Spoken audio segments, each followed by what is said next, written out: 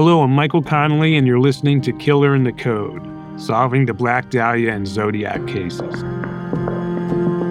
This is Chapter 10, and since we began this podcast 8 weeks ago and exposed the suspect behind two of the most infamous crimes of the last century, one man has emerged as the villain in the investigation. And it's not Marvin Margolis, the suspect we named. It is the investigator who first named him. Ironically, it is citizen sleuth Alex Baber who is the focus of upset and anger in the online communities dedicated to these crimes and the many theories about who perpetrated them. We're going to take a hard look at Baber and retrace his path to what might be the greatest cold case solved of the century. 50-year-old Alex Baber is not a law enforcement officer and never has been. He's an amateur and never denies it. He describes himself as an autistic genius with a gift for finding, quote, the hidden beneath the hidden. He has a company called Cold Case Consultants of America and offers his skills free of charge to those who need answers in their loved ones' cases. He also conducts his own investigations into some of the greatest mysteries of our time, bringing with him a unique sense of perception, logic, and confidence. One of those mysteries was the long unsolved Zodiac case. Baber's skill set allowed him to do what most claimed was undoable. That is, break the Z13 cipher left behind by the Zodiac more than 50 years ago. The Z13, so named for its 13 digits, is also known as the My Name Is cipher because in the letters sent to the San Francisco Chronicle that contained it, the Zodiac claimed that the code contained his name. With the help of a self-written AI program, Baber broke the code after a months-long project to weed through more than 70 million possible names that fit the cipher, including the requirement that the solution contain 3 letters twice and 1 3 times. The resulting solution, the name Marvin Merrill, turned out to be the alias for Marvin Margolis, a prime suspect in the 1947 murder in Los Angeles of Elizabeth Short, better known as the Black Dahlia. Baber then enlisted a team of investigators to help carry his discovery forward. These were not amateurs. They included Rick Jackson and Mitzi Roberts, both recently retired from the Los Angeles Police Department, where they worked homicides for decades. Roberts had just retired as supervisor of the cold case unit, where she was custodian of the Black Dahlia case for 15 years. Baber's announcement of a solution to the cipher and his linking of the Zodiac and Black Dahlia cases set off a firestorm of debate and pushback, most of which was aimed personally at Baber. His motives were questioned, his honesty was questioned, and despite the independent confirmation by 3 veteran code breakers formerly with the National Security Agency, his Z13 solution was questioned as well. Did I say questioned? That is probably too polite a word. Baber has been attacked by the naysayers, most often with misinformation and no shortage of vitriol. So what is it about Alex Baber that upsets so many people? Obviously, many of his critics are well invested in competing theories as to who committed these crimes. If Baber is right, then they're wrong. But there's more to it than that, and even Baber knows that. I'm easy to dislike, and I think it's my personality, and it's not intentional. I come across sometimes arrogant and conceited. It's confidence to me, but there's also a degree that I don't necessarily show the public of me being humble behind the scenes. If people could see me at 2 a.m. when I get frustrated because I'm almost there, or I'm almost identified.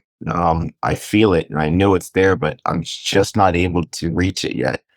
And while I have to represent the agency and my people as being, strong and good at what we do, we're still human and we make mistakes. And it's hard for me to sometimes admit that, because I feel like I failed. But I've also learned that failure is what got me where I'm at today. Had I not failed at Z18, I would have never approached Z13 the way that I did.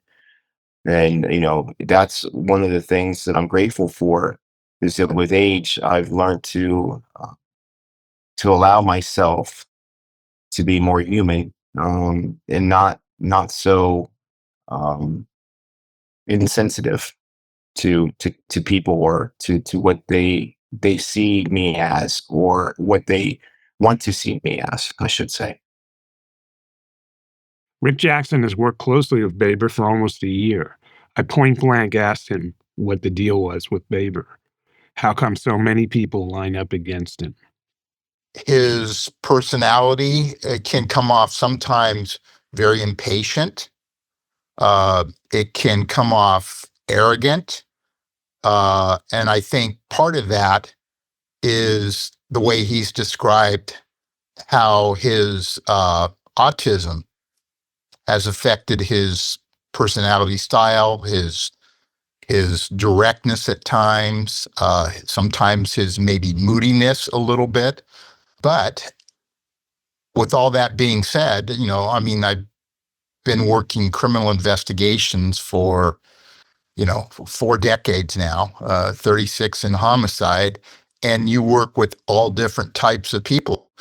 We as investigators look at evidence. And when Alex presented this, despite him coming off a little bit cocky at times, I couldn't just kind of walk away from this. I was compelled with the evidence to move forward. And Mitzi Roberts, when I explained my interest in having her come on board, has told me the same thing. I have to add another thing is when he has met with other law enforcement, some of the feedback I've gotten is he's so arrogant. And I explained about his background and such, and I said he's just so driven and determined. When he gets on something, he does not let it go, and that's part of his personality and part of his autistic nature. And it's also given him the drive to put together what he's put together, which to me, again, is very, very, very compelling evidence. I don't care what anybody says. I'm compelled by it. Baber is a high school dropout who grew up in rural Florida. People online like to claim he grew up in Ohio and finished high school there, but they've got the wrong Baber. Imagine having to defend yourself as a high school dropout. Even further, imagine having to defend yourself against allegations that there weren't killers in your family, as you have claimed. That's how upside down the internet can get. But unfortunately for Baber, it is true. On Christmas Eve 1969, his uncle murdered his aunt and her husband, a double killing witnessed by a sheriff's deputy. Family lore also held that his grandfather was a killer as well, a man who went unprosecuted because of his standing in the community and the lack of standing of the migrant workers he made disappear. Diagnosed with autism as a teenager, Baber retreated from school and disappeared into reading. The fictional hero that inspired him was named Sherlock Holmes. I stumbled across a Sherlock Holmes book one time, and I really had no interest in it at first. But once I started reading it, about a chapter or two in, it kind of, had my attention to the point to where I couldn't put the book down. So I ended up reading the book straight through, and I kind of related to him having, this desire to want to help people, and to believe that no case is unsolvable. And his books, there's, no matter how difficult, how complex a murder may be or disappearance, he always figures it out. He never gives up. He believes in himself. He believes in his abilities, and he always finds a way. He was, in all likelihood, probably autistic long before the term ever existed. He was definitely OCD. And I think that his brain was not wired the way that your average individuals would be, or as mine is. I've been told many times by my doctors as well as people who know me that I don't necessarily think the same way everybody else does in the room. The next hero that captured Baber's unsettled mind wasn't a fictional character. It was Alan Turing, the English mathematician and cryptanalyst, known as the father of computer science, and who played a crucial role in decrypting intercepted messages from the Germans during World War II and helped the Allies defeat the Axis powers. Alan's more of a hero to me than he is an inspiration alone. What he did for during World War II, taking the Enigma machine, which was to be uncrackable, right? Believed to be, and he wouldn't take no for an answer either. He when everybody resisted his vision, they literally. I mean, the guy went through a degree of abuse. To be honest with you, if you ever watch the documentary and read some of the literature on it, and he never wavered. Just the idea of tackling a problem of that magnitude and then achieving the objective to where they say he shortened the war by 2 years. And I believe that he saved probably millions of lives. His way of thought was just not your traditional means. Whenever he looked at things, he looked at like he was the father of AI. Zero and ones. He was the beginning of what we have today. Baber said he became fixated on the Zodiac Killer's ciphers, including the Z13, nearly 20 years ago, from the moment he walked out of a movie theater where he had seen the David Fincher-directed film Zodiac. It led him down a path that was fraught with amateur missteps and false moves he would later regret, and that would provide misunderstood fodder for his detractors today. Like the boy who cried wolf, Baber had been crying "I solved it" for years, only it hasn't been the same suspect each time. Though it was a trial and error process, the internet has been unforgiving. In this era of internet sleuthing, where expert status is granted to people who have never investigated a single crime, let alone a cold case murder, Baber ironically finds himself facing internet denizens defending the man he is accused, and whose own family has worked with Baber and turned over the most compelling evidence gathered in his investigation. He has faced the scorn of amateur cryptanalysts who say Baber and the independent team of cryptanalysts with more than 100 years of combined code breaking for the NSA are wrong.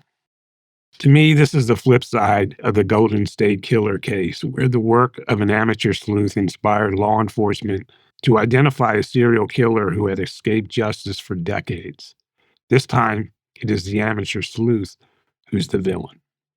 I sat down to talk to Baber about all this and discuss the crooked path he took to the Z13 solution and Marvin Margolis, a.k.a. Marvin Merrill.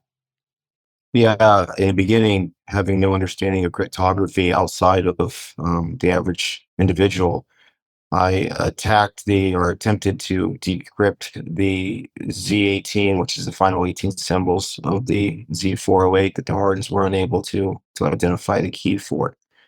And I tried to make a suspect fit a letter frequency or character count, and I used anagramming.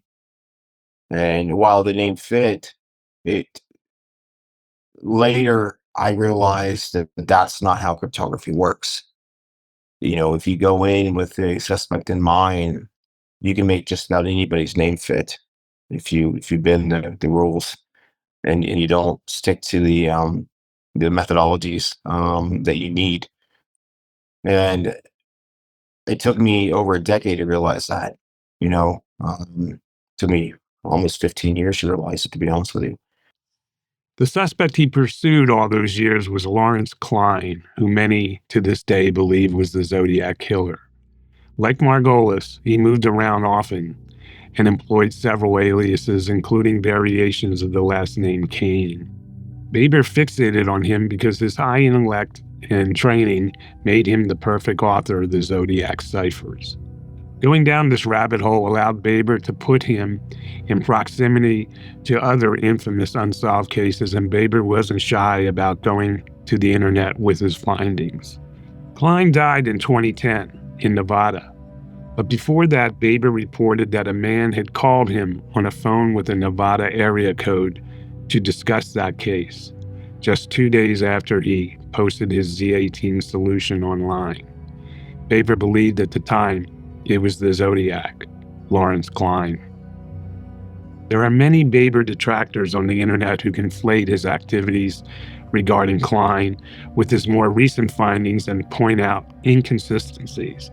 For example, asking how could Marvin Margolis have called Baber in 2007 when he died in 1993? Well, the short answer to that is that he didn't, and Baber has not claimed so. Baber continued to name Klein as the Zodiac until as late as 2022, before coming to terms with having gone down the wrong path. I realized that there's no way he was a Zodiac. I was able to eliminate him as a suspect. All the while, Baber was refining his knowledge of cryptology. Being self-taught in most of his life skills, he started over. Once I understood how cryptography worked from a scientific point, it was a different journey for me, because then I had to go back to square one, and I tackled the Z13, believing that he did, in fact, provide his name. And in order to do that, I took a different perspective than anybody before me in history. I wanted to get every possible solution and eliminate them until I only had one man standing. And that was a very long, difficult road. And it's hard for people to grasp that or comprehend that. You know, they say what they will, but they weren't there with me working, 18, 20-hour days, 6, 7 days a week. And I failed many times before I got to where I was at. It wasn't just, all go and butterflies and lollipops. There was times that I thought about giving up, to be honest with you. We've tried to explain this, or I think we have, but as you just said, it doesn't register with a lot of people. Can you talk about how you created a list of 71 million possible names that would fit that cipher, that 13-digit cipher? And people must keep in mind there were some rules to those 13 digits where I think 3 symbols were repeated twice and 1 was repeated 3 times, and that creates rules for what names can fit in there. Well, we had to have some assumptions in order to even consider tackling it the way that I had envisioned. We had to assume that the key to the Z13 would be a monoalphabetical, meaning one letter to one character, not a homophonic. When you add in a homophonic, then the Z13 would be impossible to crack, because you could have multiple alphabetical letters representing one symbol. So that cut down considerably the potential candidates, as I refer to them. Secondly, I had to identify an established methodology. We couldn't use anagramming. And I learned that from 2007, with the Lawrence Klein Kane solution that I developed from the Z18. So taking that into consideration and realizing that we couldn't go down that road again, I had to approach it with every possible solution based on the number of characters and letter frequency possibilities. So I had to go and get every possible name that was out there, and the best route to do that was the SSA, Social Security Administration. I get every male first and middle name, and then every documented surname, and upload those, and start pairing them together, whether it be a first name only, that's 13 characters, first name, middle name combination, first name, middle initial, last name, first initial, middle name, last name. I had to have every possibility in order to be sure that I covered, because I couldn't leave any open doors. Because I knew that when we shared this with the public, they would come with pitchforks and torches. And I wanted to make sure that I at least had every possible variable covered. Baber used an AI program to wade through the massive database and whittle it down. Once I had the grouping of the names, meaning the possible quote unquote candidates, at that point I had to eliminate them. And that's where AI came in. AI allowed me to crawl the web. The program eliminated candidates based on parameters of race, gender, age, geography, and many other factors. When the database was reduced to double digits, a more intense forensic examination of each candidate occurred. The last man standing was Marvin Merrill. The digital pitchforks and torches Baber mentioned did indeed come and continue to come. But Baber remained undaunted. He says the mistakes of the past have made him a better and smarter investigator, smart enough to bring in professional homicide investigators like Jackson and Roberts to backcheck his work, and honest enough to turn his work over without hesitation to the team of NSA codebreakers led by Ed Giorgio, the only man in NSA history to serve as the agency's chief codebreaker and code maker. Giorgio put together a team with more than 100 years' experience in code breaking for the government agency. They back-checked Baber's work and came up with the same result. They also attacked the cipher from the standpoint of the author, the Zodiac, and discovered keywords that further confirmed the work. Yeah, there's vanishingly small odds that Marvin Merrill is not the guy. Giorgio told me that Baber belongs on the Mount Rushmore of Zodiac codebreakers. He added that his team's conclusions withstand the popular internet claim that a cipher as short as 13 digits is unbreakable. So a short cipher about which nothing is known often cannot be broken. But the fact that such a cipher sometimes cannot be broken is not the same as saying it can never be broken, especially when real-world constraints are involved. And for some ciphers, under sufficient conditions, a solution can nearly always be found. Baber is continuing his investigation of Marvin Merrill, and with the backing of professionals like Giorgio and others who have actually done the work, he remains undaunted by the pitchforks and torches. These days, he is often reminded of his hero, Alan Turing. He's here today. He's present. Every day I get up, I log into my computer. He's here because without him, I wouldn't be doing what I'm doing. I wouldn't be able to achieve what I've achieved with the Z13. And you have the world telling you that you can't do something, and you believe in your heart of hearts that you can, and that you refuse to take no for an answer. It does ring home whenever you look at somebody like him who, saved so many lives and did what he was able to do at the time. I'm inspired by him. You have been listening to Killer in the Code, solving the Black Dahlia and Zodiac cases. This episode was written and produced by me, Michael Connelly, and was edited by Terrell Lee Langford with music and post-production services by Mark Henry Phillips. Be sure to subscribe to the podcast so you can be informed of future episodes when they come out. Many thanks for listening.